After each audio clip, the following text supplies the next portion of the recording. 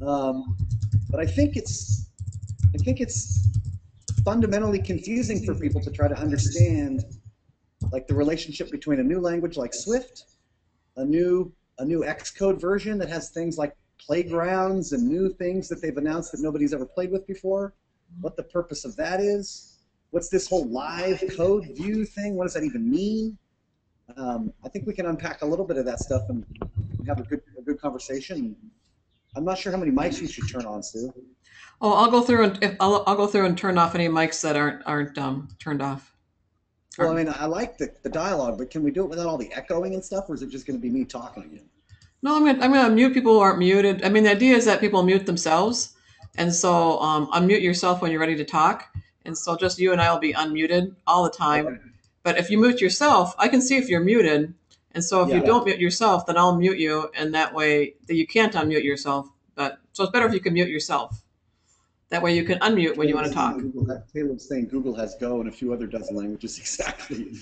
So we'll unpack that a little bit. And hey, this is a little bit of a tangent, but I see a name in our chat room here, Tristan Wiley. He says, I'm here with asterisks around it, without a mic, which is fine or whatever. Give a shout out to Tristan if you've not met him yet. He's like badass. He's a ninja boy. Young, spent some time here in California with me a few months ago, kind of on a little hangout, like intern, kind of nerd level kind of deal. Love him to death, but cool guy. He comes and goes. I don't know what his deal is. He's probably in like 8th grade or something. Make us all look bad. Oh, I gotta get you on the developer list, Tristan. Yeah, he should get on the developer list. He's a badass. But anyway, okay, so let's just get right into it. I'm going to give my perspective on some things, and I'm going to show you some stuff that I've been tinkering with to try to get my head around it in a more technical way, and we'll just kind of go right into it and go from there. I think the biggest deal that we all want to know about, at least from my texts and my feedback, has been, what the heck is Swift? What is it? Just fundamentally, here I'll show my screen. What the heck is it? What is a playground? I've heard a little bit of that. I've got an Xcode project running here with a playground in it. We'll talk about that. And how does this affect Buzztouch, right? How does this affect our projects? How does this affect our current apps? When I say how does it affect Buzztouch, what I mean really is how does it affect all of us and what we do here and what you do there in terms of the stuff that you already have. And that's a reasonable question. That's a reasonable question. So first, let's talk about,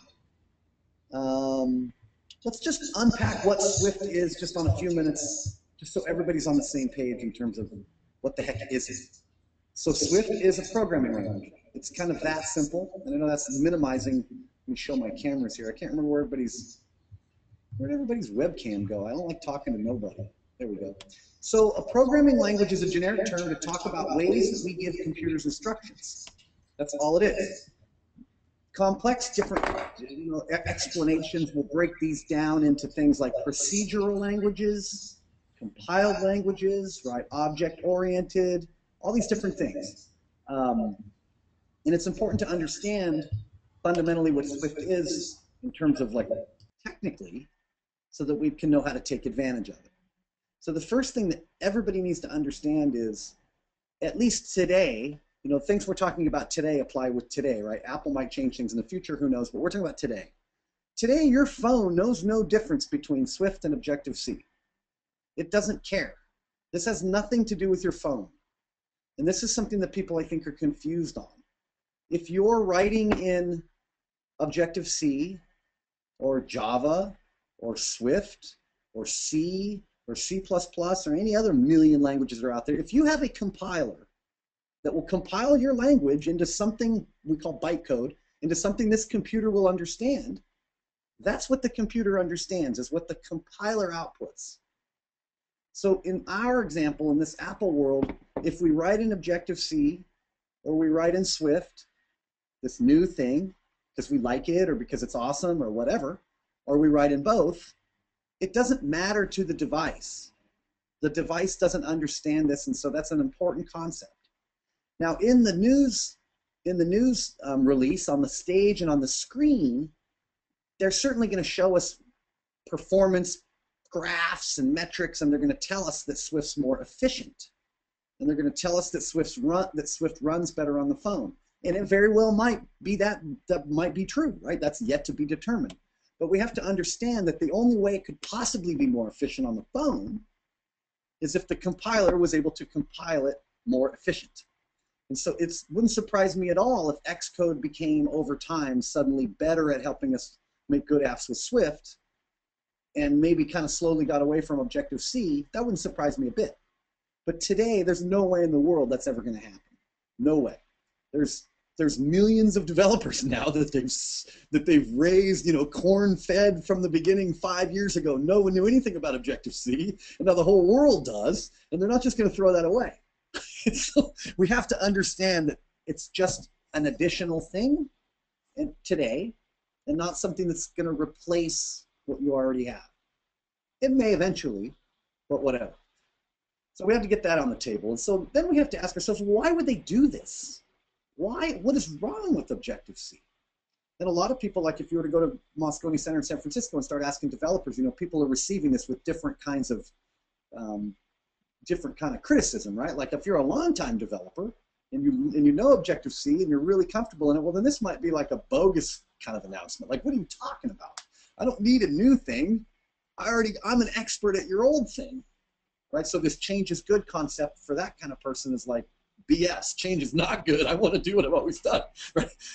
But on the other hand, if you've only been developing for 6 months, and I say to you in a college environment, hey, let's learn how to make an iPhone app, and we don't even have to talk about Objective-C. We're going to use this thing called Swift.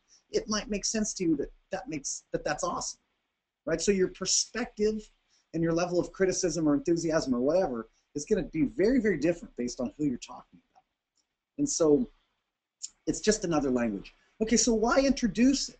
Why introduce it? And I think most of us could come up with a lot of the same logical reasons. Things like, well, it's easier. It's less it's less cryptic. It's more like other languages. It's got curly braces instead of this. You know, very standard answers to why it's better. And then some of us could also come up with a little bit more complicated answers like, well, Objective-C's been around for about 25 years, since the early 80s and Next Computing, and it's based on C, which actually came from in the 70s. And I'd like to think that, you know, in 35 or 40 years, the computer science guys of the world would have maybe come up with a better way to do things, and why would we keep working with some old 40-year-old thing when we can take what we've learned and move ahead with a better language that maybe the compiler can make more efficient bytecode and yada, yada, yada. So there's all kinds of technical reasons why it also may be better. So the obvious reasons on the surface, to me, are two, really. One is syntactically, the syntax that you write in Swift appears to be, I was playing with it, I read, you know, 100 pages of the book already. If you look at, here's some basic stuff in a playground, we'll talk about this in just a minute. But syntactically, it looks like many other languages, which slang for many other languages is, you know, other dot languages. JavaScript, Java is the perfect example. It looks and feels more like the rest, so it's less threatening, I think. So that's a benefit. That's a benefit, and that's good for everyone, right? Another benefit is, and this is the big one, Swift is a scripting language. And we have to touch on what the heck is a scripting language versus a programming language to the classic computer scientists. What are the differences between those two things? Is it a programming language or a scripting language? Before that makes any sense to you. So in a traditional sense, a scripting language is a language that you can type and it's interpreted by something like a browser or a web server or whatever in real time. You write JavaScript, you refresh the page, everything's cool. You're not compiling, you're not doing anything like this. It's interpreted by the computer right now. A programming language is a much more complex, generally more sophisticated approach to programming. Write this big long code, ask a compiler to verify it, everything's cool, put it on a spaceship and send it to the moon, right? And different kind of approaches. And so programmers in the old days used to say, you know, ASP, JavaScript, PHP, those aren't programming languages, those are just lightweight scripting languages. You can't do anything with that. And they were kind of downplayed as not enough, you know, not powerful enough or not efficient enough to do real programming jobs. So there was this wall between programmers and web, they used to call them script kiddies, web scripters, right? All these little slang words for people who don't really know how to program, they know how to script. And then along came this thing called Python. And Python is a scripting language, technically, but it is 1,000 times more efficient than all the old school, old graybeard dudes with C and C++ and all that. So all of a sudden it was like, oh, wait a minute. And then along came PHP. All of a sudden the web took off with PHP. And then it took one big industry player to just validate that everybody was crazy and scripting languages are absolutely just as efficient as everything else if used correctly. And I'm referring to Facebook. Facebook's run on PHP. And if you can get a $100 billion company that's running on a scripting language, then I don't know what else, I don't know what other validation you need, right? So scripting all of a sudden is now cool again, and it's accepted as programming. And so the world's moving that way, and that wall's being torn down. And now the laugh is kind of on the old guys who are writing these crazy complicated programs with things like Objective-C when they don't really need to. So Swift kind of makes sense in that regard, right? Why bother with a complicated language? If we can get away with a scripting language, it's easier. It makes perfect sense. It makes perfect sense. So remember when I talked about interpreted? Check this out. This is code right here in Xcode. I created a file called a playground. I just named it myplayground.playground. And if I go into an Xcode project and I say file, new, you guys can see my screen, right, Sue? If I say new file, this is Xcode 6 running iOS 8. Xcode 6 running iOS 8. In fact, let me go back. Let me go back. In order to do these kinds of things, you're going to need a couple of things, and I'll show you here. In your Apple developer portal, you'll see iOS 7 SDK here on the left, and you'll see iOS 8 beta. This is where you can download the new Xcode 6 beta. It's a giant download as usual, and it will come with iOS 8, and this is what will allow you to do the kinds of things I'm showing you that I'm doing right now. So if you want to play with this in a technical way, go ahead and grab the Xcode 6 beta. You do need to be an Apple developer to get this. The other thing that you'll want to get is this book. There's a free iBook right now called Swift Programming. Welcome to Swift, right? And so this book, where are we at here? This book has 650 pages, 766 pages of very technical Swift stuff. It might bore you, it might not, but if you go through this book and you look at a tour of Swift and you read the first, say, 30 pages or so, I think you'll be comfortably surprised at how easy it is. It's just like reading a JavaScript book or something like that. So get this book, get the new Xcode, and then in the developer portal, there's a few links. What's new, Xcode release notes, blah, blah, blah. There's a few links in here where you can do some digging around, and they walk you through some cool little exercises. So some of these little exercises are what I've done in Xcode. Makes sense to everybody? So that's kind of what you need to do this. So the new Xcode and just some guidance, right? And if somebody was smart right now, they'd throw up 50 blog posts with Swift how-to, and they'd get all the world's traffic for the next 4 days. Believe me, Google's blowing up, Stack Overflow's blowing up. Put a banner out on your website that's $1 a click and just write a bunch of Swift gibberish and you'll be rich by Friday, right? It's just, that's what's happening because nobody knows how this works. Of course, you got to know a little bit about what you're saying or you're not going to be wealthy, but that's a whole other tangent. But anyway, in fact, I should probably write a forum post. That'd probably help us write some Swift magic stuff. So in Xcode, I created a new file here. And in the old Xcode, when you created a new file, let's say that we wanted to create an interface builder file. A view controller file. You know, we would choose UI view controller, I think, was right in our little palette of choices. And this has changed a little bit. So now we have a Cocoa Touch class choice. And if I say next, I can choose to base this class off in Objective-C or Swift. You see the difference there? So there was some questions about, do I have to program in Swift? No, you don't. You can do Objective-C stuff and Swift stuff commingled in the same project, or so they claim. I mean, we've had literally 1 day to dig through this. But that's the idea. You're going to subclass the same things you've always subclassed, you know, view controllers and table views and all that stuff, and you're just going to make a language choice. That's all you're going to do. So I did that. And let's, I'm getting a little bit off track here. Before we go back to the playground, let's look at our view controller that I created. I just called it my Objective-C view controller. So I created a new file with the new Xcode interface.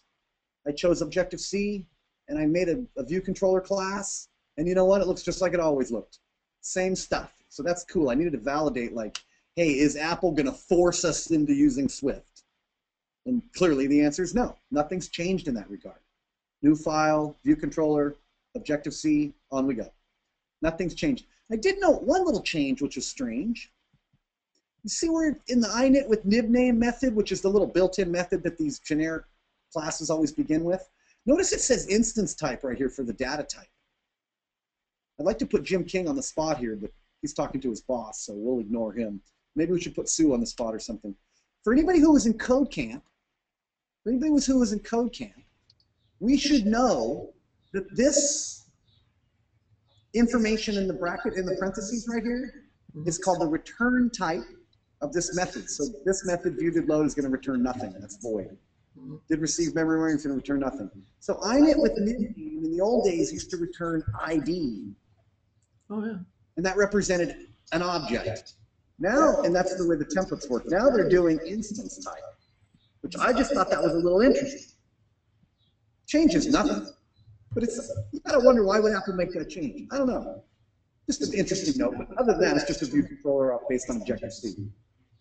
Then I did the same thing and I made a Swift view controller. I chose new UI view controller based off Swift. I wanted to see what the heck you got. You know, what does Xcode give you when you do that? And you get, in essence, the same thing. You get a class with your name.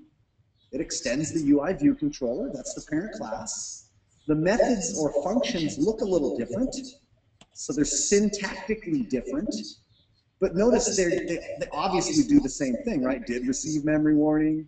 View did load. It's all the same stuff in a different language.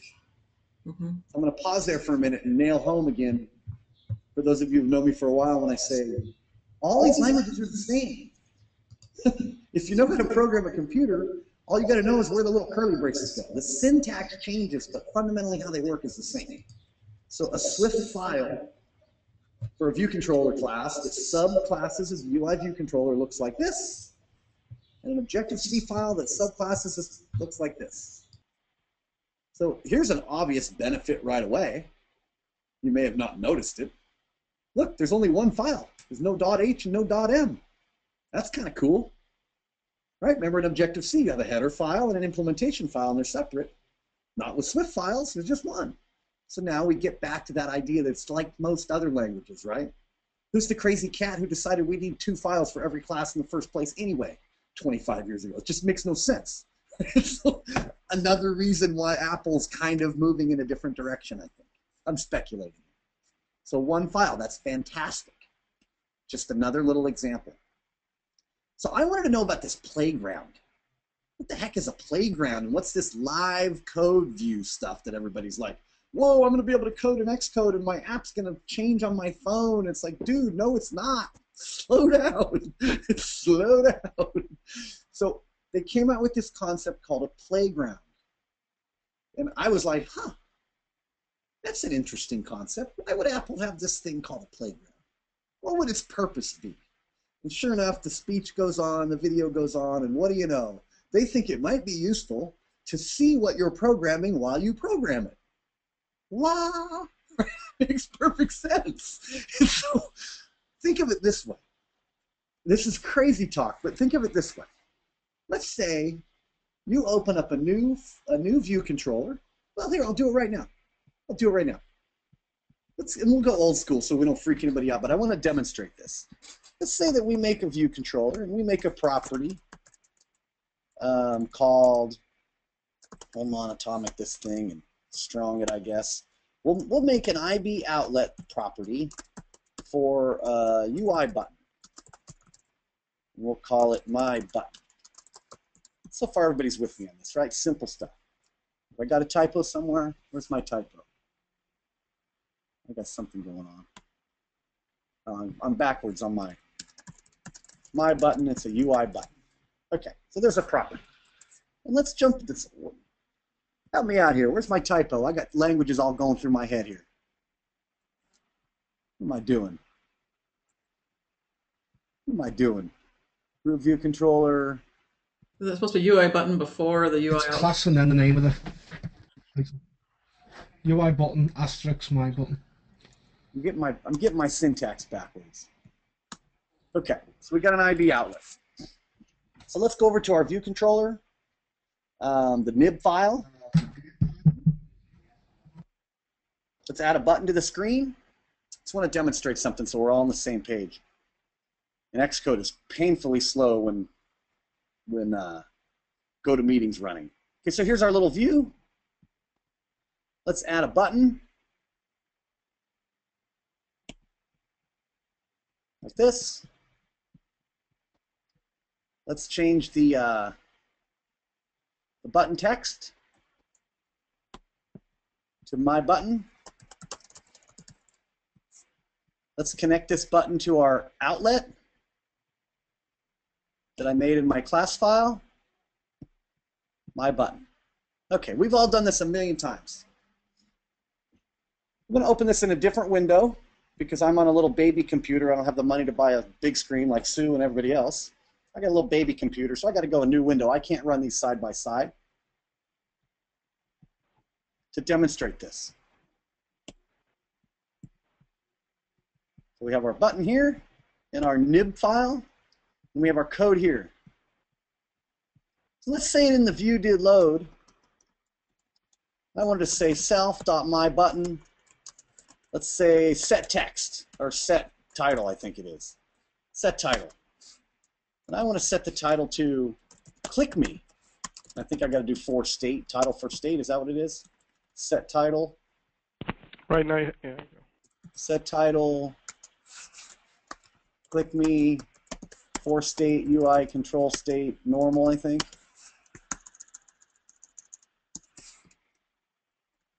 Okay, we've seen this a million times. I have a button over here in my nib file, and I have code telling that button to put click me on as the label. How come it doesn't say click me? How come the button doesn't say click me right now in Xcode?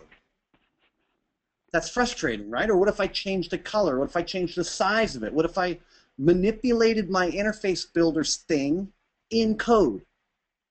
Well, we all know we can't see it until we run it on a phone because it's only iOS that knows how to, that understands these instructions until we compile it. So that would never work. So if you were using Swift, for example, and this isn't literal, don't take this the wrong way. It's not literally as easy as this, but it's this idea. If the language could be interpreted by the development environment while I type it, well then my interface document could update and it could show me the effects. It makes perfect sense. That has nothing to do with what's on the phone. It's only to do with how you develop software.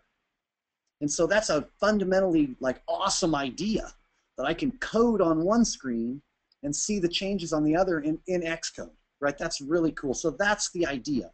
Xcode can interpret Swift while we type it before we compile it so that we can make better software. That's the idea. So they have this idea, and alongside of that's called the playground. And the playground is what I was most interested in. So the playground, let me get rid of this stuff. The playground is another kind of file. I can say new, and here's all I did is I went new file, and I chose playground. You can see playground right here. It just gives you a blank playground. And then I started typing code in here right out of that textbook. Right out of the Apple documents, like, hey, try this. All right, let's see what happens. So that's what I started doing. And so simple little words right away in 38 lines of code, I already realized that, okay, we use this weird word called let to create a constant. We use var to create a variable. Constants can't change after you give them a value. Variables can. I mean, typical classic programming stuff, right? So how do you make a function? How do you make a constant? This is fundamental stuff. And the first 30 pages of that book show you that. It's like, cool. How do I make a class? How do I instantiate an object, an instance of the class, this kind of stuff. And so that's really cool. So what the playground does is you'll notice on the right there's a little panel here. You see these values? So these values change as you code. So for example, like we're doing a for loop here. And it shows me that's going to happen 4 times. That's kind of cool. So it's nerdy for sure, but depending on what you're typing, It can be really, really useful. The other thing that's also kind of slick is if I open up the assistant editor, which is this little panel over here, and then I move my arrow down the screen here. You see these little circles that are showing up in this little eyeball? Watch what happens when we do this quick look thing. Right? It gives us the values of the loops. It gives us the values of these variables and this data that we're typing as we go. And it gives us graphs and charts. And it shows us how long it takes to execute. Right? It shows us all this like super nerd talk about our data and about our variables. And so things like, let me find this one here. Depending on what we're clicking and exposing in the assistant, that's going to determine what we see. So these little tips and these little bubbles show up that show us all these interesting little tidbits about our software.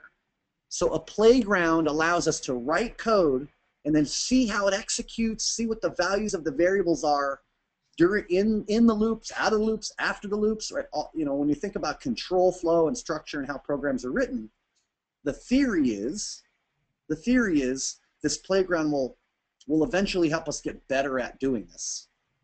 Now, I don't know how true that is. I've already found a few blog posts and a few complainers out there, like haters I'm going to call them, because in practical terms, it doesn't really do anything for me. And the reason that it doesn't do anything for me is you don't leave this playground file in your app. It has nothing to do with iOS. It has only thing to do with Xcode. So when you compile and build a binary to install, the playground files are stripped out. It doesn't have anything to do with iPhone. iOS knows nothing about a playground. So a playground is, fundamentally, it's kind of cool, I guess, to be able to paste and see what's going on. But I don't want to then move it to another class file to then have to compile it. It just seems weird. It just doesn't seem very useful at this point. But neither did lots of other things, right? Remember the cloud in 1993, right? Nobody used it then either. So there's got to start somewhere, and it looks to me like Apple's trying to start in a place where I think it's awesome, and that we can type, see the results, see the errors, fix the errors, hopefully then just maybe convert it to a class file or something down the road. I don't know. I don't really know. Nobody really understands the actual purpose of this playground beyond, is it just a better debugger? Maybe. I mean, everybody knows that the debugger's really like unused. They teach and they teach and they teach. I use the debugger like once a month. I program in this stuff every day and I just don't even use it because it's just, I don't find the workflow fitting for me. It's just not my cup of tea. Still saying it reminds me of Lua. Totally. For those of you who are unaware, Lua is like a third-party side company project thing that invented a programming language some years ago, and everybody's, you know, they've had a lot of success with it. And it's for these kinds of reasons, right? It's a language that's interpreted while you write it, so it makes it easier to. And another way to look at it, think of like code.org, where kids are dragging blocks around and seeing the results. You know, there's something powerful about that. We could go on and on and on and debate whether that's a good idea or a bad idea. You know, again, look for hater blogs that talk about watering down the programming workforce and all these kinds of things. I mean, that's not what I'm talking about, but that's the idea. Is fundamentally we're shifting kind of as a whole industry. We're getting less complex in how we create and more complex in what we create. Big difference. And so how we create things is becoming more and more and more and more available to people. Therefore, the results are unreal because 1 million people can try now instead of like 100. And therefore, you're going to get a lot of wonderful results. And so that comes from things like Lua, like Sil mentioned, and you know, like Apple saying, "Hey, Objective-C's not the best approach. We don't." I don't know. I'm speculating. A little bit of philosophy or whatever. And so, as it relates to Buzztouch, which is like the third thing, it's certainly natural. It's certainly natural that, you know, if you're going to make a plug-in or something, then I don't see any reason why you couldn't make it in Swift. Of course not. I think you're going to have some challenges early, you, we, us. I think we're going to have some challenges earlier with this whole, you know, got to have Xcode 6, got to be on, you know, what happens when you compile an app, bytecode comes from Swift and you run it on something that's not iOS 8? Does it work? You know, who knows? But all these kinds of implementation questions. that are yet to be known. And Apple has never been bashful about saying, so tell them to get a new phone. It's like, but we all in the real world understand the practical implications of that. I mean, heck, this is an iPhone 4. I use this thing all the time because there's tons of them out there. It works great.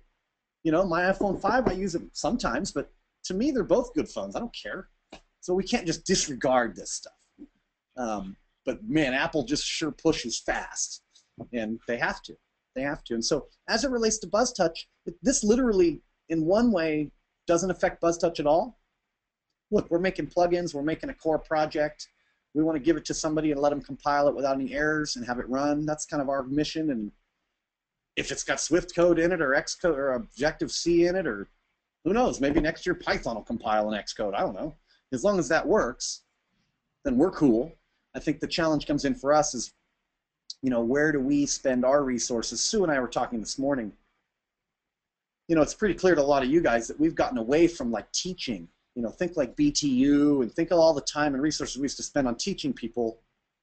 You know, we've gotten away from that, and we, you know, have to think about this stuff all the time. Like, is that good? Is that bad? I mean, should we be teaching more? It's always difficult. And so in that regard, I mean, yeah, you could open up a whole 2-3 month thing about Swift, but how does that help our audience? You know, I don't know. I don't know. And so, yeah, so I don't think it literally affects Buzztouch in a literal way, but it could affect you as a developer if you like to nerd out like this list does, and you want to explore Swift. Yeah, that's great. That's cool. You know, make plugins, or maybe it affects Buzztouch like this. Maybe when you make a plugin, you know, and you say iOS, and it's going to build you the little template. You know, maybe it asks you, hey, you want to do a Swift one, or do you want to do it? I don't know. You know, maybe something along those lines, and we just give you the generic plugin thing in Swift instead of Objective-C. It's kind of the same stuff. I think it's logical that the core project. And this is an interesting thing that I couldn't find any data on in the book. It's a 600, 700-page book, and it mentioned nothing of this. I want to know, can we port, like say in the core project, you know, we've got a BT view controller that serves as the base class for all of the plugins. Well, are we going to then have another BT? I mean, can we think in these terms? Can we have another BT view controller that serves as the base class for plugins that are Swift-based? Can we use the same one? Can a Swift class plugin use the existing BT view controller as the base class, which would mean that the parent class is in Objective-C, but the child class is in Swift? I mean, you say interoperable to me. I'm a nerd. I'm going to test you on these things, Apple. Really? Can you do this? Well, then it's not interoperable as far as I'm concerned. You know, we have to ask these questions. Or do we need to build some kind of a bridge? You know, do we need to say to our developers, hey, these are the method names. If you write them in Swift or if you write them in Objective-C, just use the same names. Let's subclass this if you're Swift and subclass that if you're, you know, I don't know. I don't know. You know, can we map these? Might be kind of cool. Tim's saying, can we is an easy question. Should we? Yeah, exactly. It's not quite that simple, Caleb. Yeah, you're totally right. It's not that quite simple. So that was 40 minutes of, you know, David Book kind of throwing his brain at you like, this is what I'm doing in the last few days as I prepare to try to figure out a way to say all that in the forum. I threw a forum post up there about, you know, I'm going to be adding some comments or whatever too about WWDC, but I mostly threw it up there just like put the fire out before it started kind of thing. It's like, guys, just put this up. I'm watching the same TV you're watching. I'm going. I'm with you. So people are kind of, you know, freaking out kind of deal. So I threw that up there as a little bit of a ahead of the game, and I was encouraged to do that, and I'm thrilled that I was, because I was watching that stuff Monday morning. I was thinking about the forum, and I'm thinking, I can only imagine now what's going on over in BT land, and I thought to myself, you know, oh, the hell with it. If I go over there, I'll be trapped for 10 hours. I'm not going to do it. I can't. And then I was encouraged and reminded that maybe you ought to say something, because if you don't, you're going to regret it. It's going to be 10 hours now. It could be 40 hours 3 days from now. So that's why I threw that post up there. So I need to jump in there for sure. I just wanted to hit the bullets in as least amount of words as possible. I mean, it just took us 40 minutes to talk about 3 things.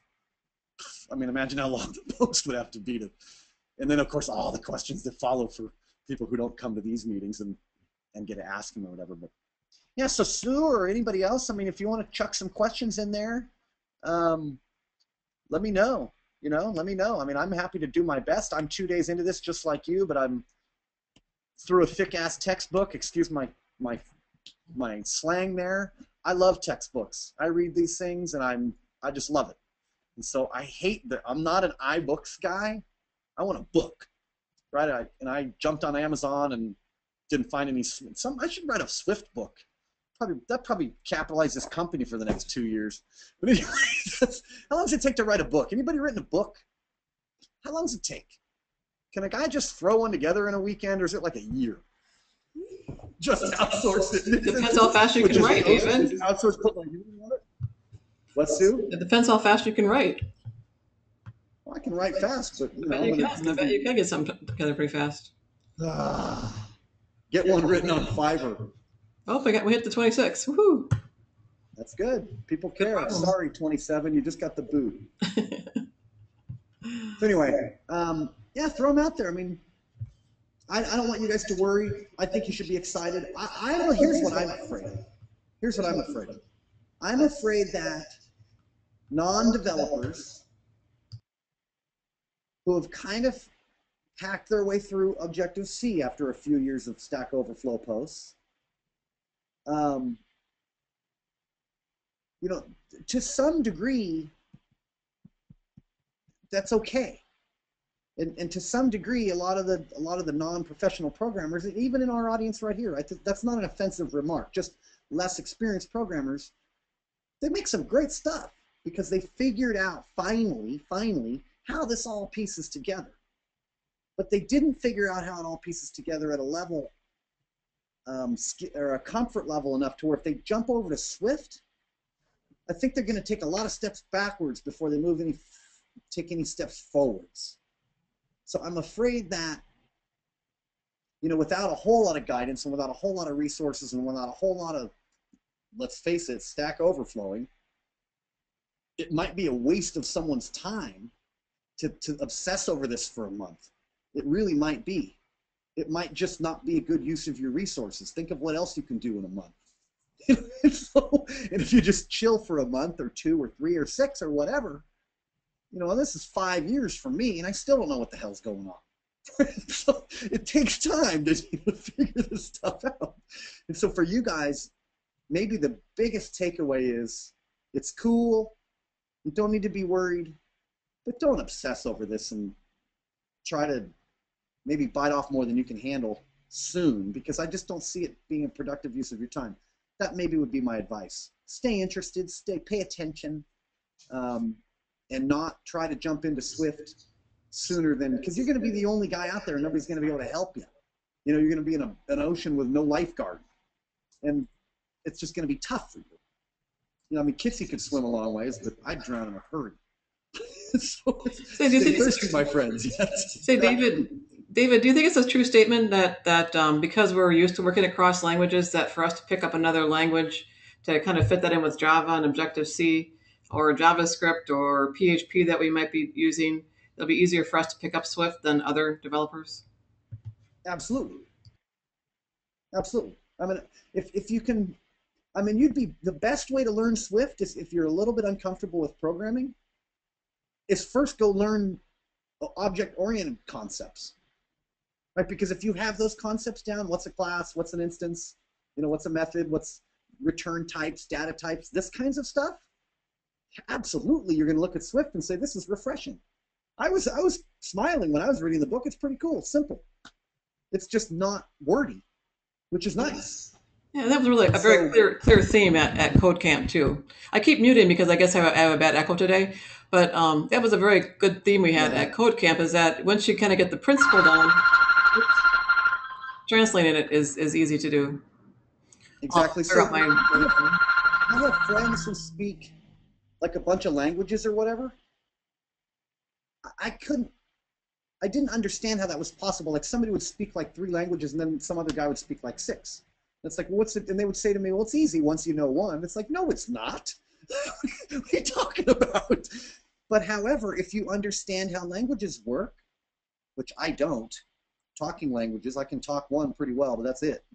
You know, if you understand how languages work and humans communicate, and you know, think of like the Latin base and all this kind of stuff. If they're based on the same fundamentals, like Italian and Spanish come to mind, that makes sense that you could learn it pretty quick.